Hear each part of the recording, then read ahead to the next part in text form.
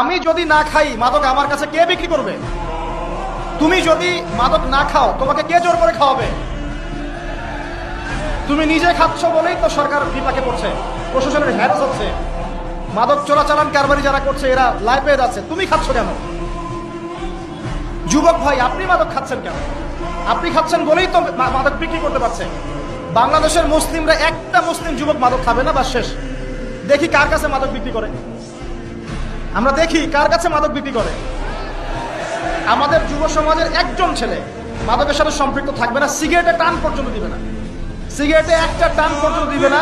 দেখি কার কাছে বিক্রি করে। আর শুধুমাত্র আইন দিয়ে, শাসন দিয়ে কিন্তু সবকিছু হবে না। মানুষের ভিতরটা পরিবর্তন না করতে পারলে, আল্লাহর ভয় না ঢুকলে মানুষ এগুলো ছাড়বে না। কিন্তু দেখবেন অনেক মাদকাসক্ত মানুষ কোরআনের হাফেজ হয়ে গেছে, তওবা করে আল্লাহর ওলি হয়ে গেছে। কিভাবে হলো? বিকজ তার মনের মধ্যে আল্লাহ পাকের ভয় এসেছে।